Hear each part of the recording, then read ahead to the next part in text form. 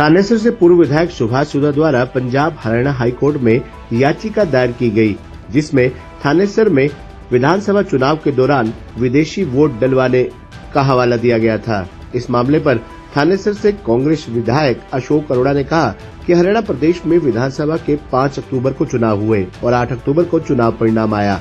थानेसर की जनता ने चुनाव परिणाम में कांग्रेस पार्टी की तरफ से उन्हें उम्मीदवार के तौर पर थानेसर की जनता ने 3,243 वोटों से जिताया था। उन्होंने कहा कि काउंटिंग के दौरान सुभाष सुधा के पुत्र भी वहां पर एजेंट के तौर पर मौजूद थे।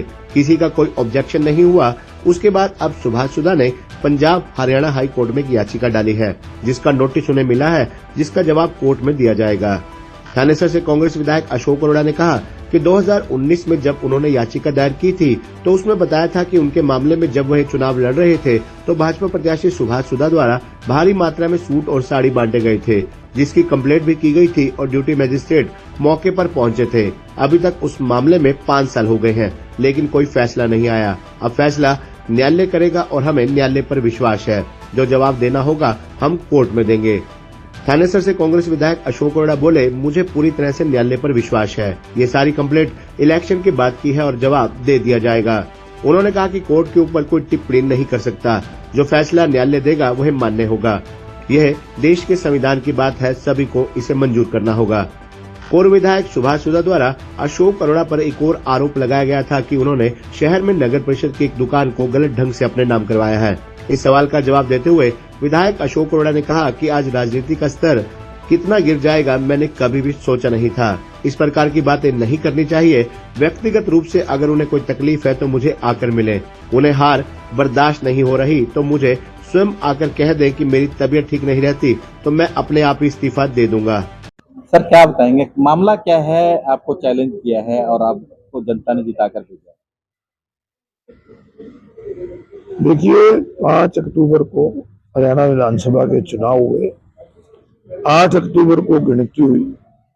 गिनती में थानेसर की जनता ने कांग्रेस पार्टी के से मैं उम्मीदवार था, मुझे 3243 वोटों से यहाँ से जीत मिली।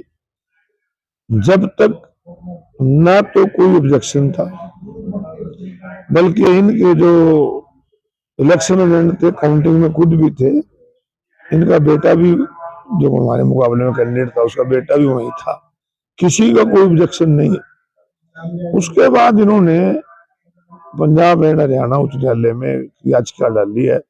इसका नोटिस मुझे मिला है, जिसका जवाब कोर्ट में दिया जाएगा।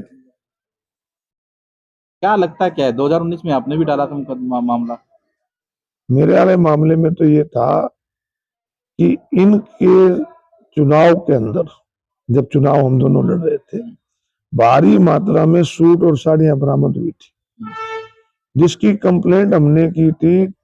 बकायदा ड्यूटी मजिस्ट्रेट आया था। ड्यूटी मजिस्ट्रेट ने वहां पर पुलिस में उसकी दरखास्त भी दी थी, डीआर भी करती थी। तो उसके बाद हमने उसको कोर्ट में डाला। बाकी कोर्ट जो डिसीजन लेगा उस पर फैसला हो गया। तो 5 साल हो गए, अभी तक उसका डिसीजन दोबारा चुनाव भी हो गया। मैं वही कह रहा, दोबारा चुनाव हुए हैं, अब तक उसका डिसीजन नहीं आया। परंतु मुझे हैरानी है कि आप जैसे कुछ साथी, ब्रेकिंग न्यूज हरियाणा में होगा धमाका, जल्दी होंगे चुनाव, ये काम न्यायालय का है। न्यायालय पे विश्वास है। न्यायालय में जो आरोप हमारे ऊपर लगाए हैं उसका जवाब दे दिया जाएगा। आपको लगता है कि न्यायालय आपके पक्ष में फैसला देगी? न्यायालय पे सबको विश्वास होता है और मैं अशोक अरोड़ा तो पूरी तरह न्यायालय पे विश्वास है, निश्चित रूप से। क्योंकि ड्यूरिंग इलेक्शन, बिफोर इलेक्शन कोई कंप्लेंट नहीं। जो ये सारी कंप्लेंट है, ये सारी की सारी आफ्टर इलेक्शन है, जो कि पूरी तरह निराधार है। आपकी पार्टी के उम्मीदवार ने, सरमित्र कंबोज ने भी डाली थी, उस पर भी कुछ ऐसा नहीं गोलमोल कर दिया गया। चलो, ये कोर्ट का काम है। कोर्ट के ऊपर कोई टिप्पणी नहीं है। माननीय न्यायालय जो फैसला देगा सबको मंजूर होगा। उसको भी मंजूर करना पड़ेगा, मेरे को भी करना पड़ेगा। देश के संविधान की बात।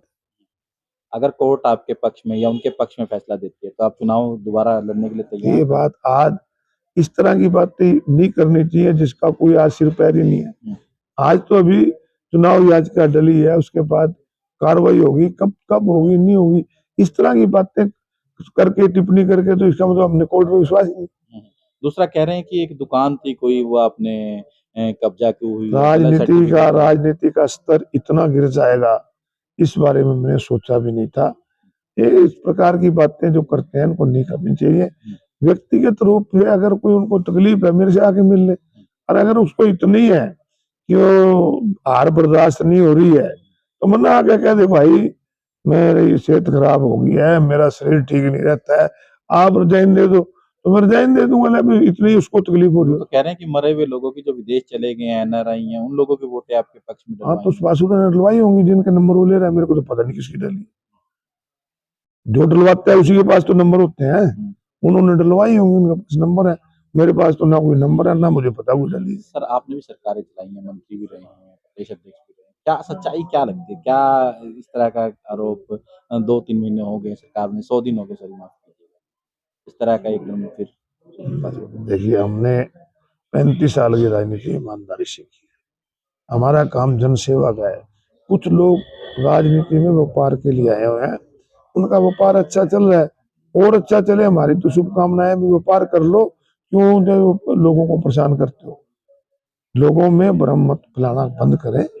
व्यापारी अच्छी चल रही है, कॉलोनियां उनकी पार्ट 1 भी बिक गया, पार्ट 2 भी बिक गया और पार्ट 3 काट लो, तो कॉलोनियां काटने में लगे रहो।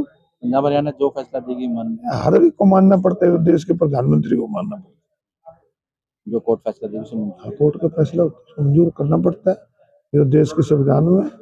वहीं इस मामले में पूर्व मंत्री एवं पूर्व विधायक सुभाष सुधा ने कहा कि विदेश में बैठे एनआरआई लोगों की वोट पड़वाई गई है और मामले को हाई कोर्ट में चैलेंज किया गया है। गौरतलब है कि चुनाव में कांग्रेस के थानेसर से विधायक अशोक अरोड़ा को 70,076 वोट मिले थे, जबकि सुभाष सुधा को 66,833 वोट मिले थे, जिसमें थानेसर से कांग्रेस प्रत्याशी अशोक अरोड़ा ने सुभाष सुधा को 3,243 वोटों से हराया था। थानेसर के पूर्व विधायक एवं पूर्व मंत्री सुभाष सुधा का कहना है कि चुनाव के दौरान बड़े पैमाने पर धांधली हुई। सबसे पहले विदेश में रहने वाले एनआरआई मतदाताओं की ओर से फर्जी वोटिंग कराई गई।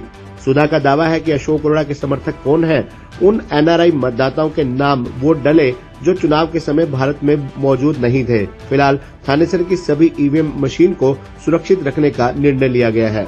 कि हमने एक हरियाणा हाई कोर्ट में एक रिट पिटीशन डाली थी, इलेक्शन पिटीशन डाली थी, जिसके तहत इलेक्शन के समय पर हमने उसको चुनाव आयुक्त स्टेट को लिखा था कि इसके अंदर इस प्रकार से इलेक्शन के अंदर ये गड़बड़ी हो रही है। वो टोटल के टोटल जो हमने लिखा था उसके ऊपर बेस पर हमने हाई कोर्ट में डाली थी।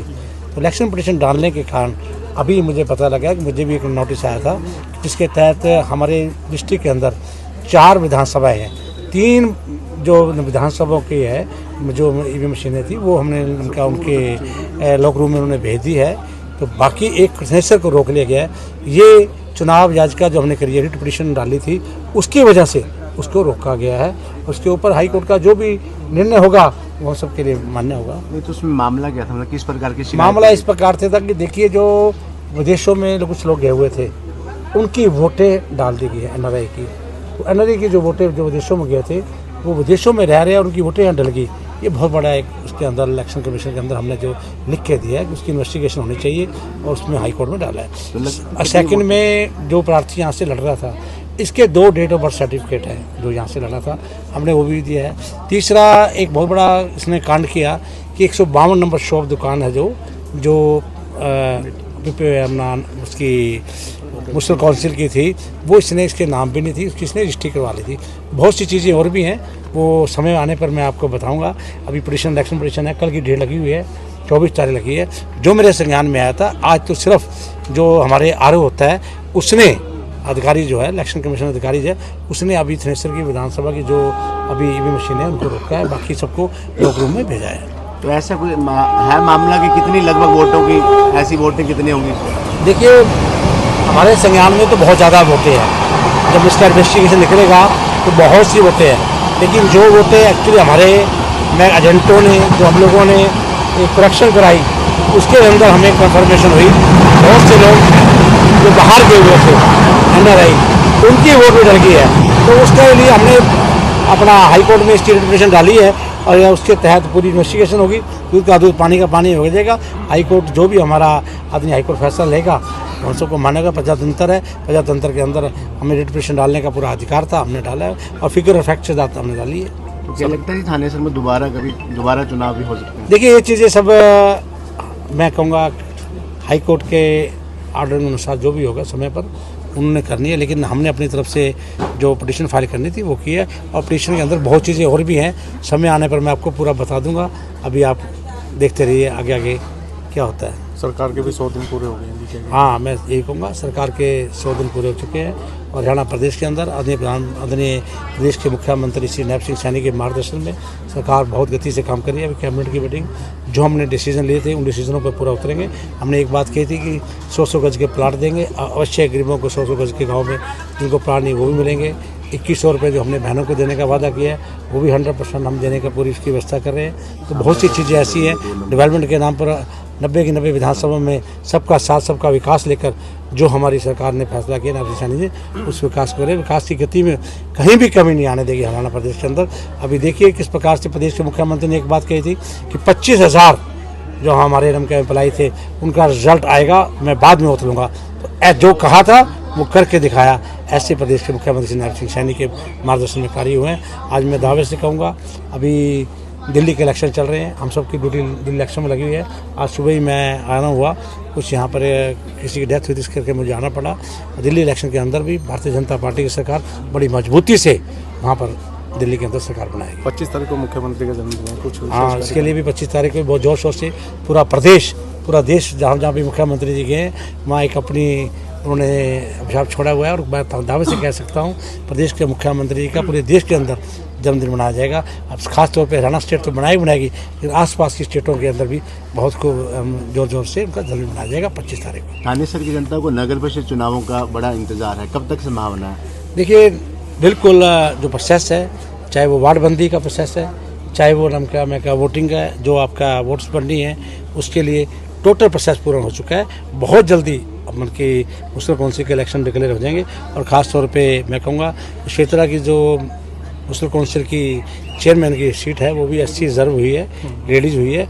तो बहुत जल्दी मैं कहूँगा ये मेरी किसी बहन को सौभाग्य होगा कि अवश्य वो यहाँ से मेयर बनेगी। भारतीय जनता पार्टी की यहाँ से चेयरमैन बनेगी, ये दावे से कहता हूँ। और हमारी पूरी तैयारी है, हम पूरे 32 से 32 वार्डों में इलेक्शन लड़ेंगे जोर दौर से। ट्रेन कब दौड़ेगी एलिवेटेड? हाँ, तो उसके लिए भी आज ही मैंने पूरे रेलवे के अधिकारियों से बात करी थी, तो उनसे मेरी बात की थी। मिस्टर लाल है जो हमारे इसको देख रहे हैं, तो उनसे मेरी बात हुई थी। एलिवेटेड ट्रैक जो है उन्होंने पूरी फाइल कंप्लीट कर अभी दिल्ली भेज दी है।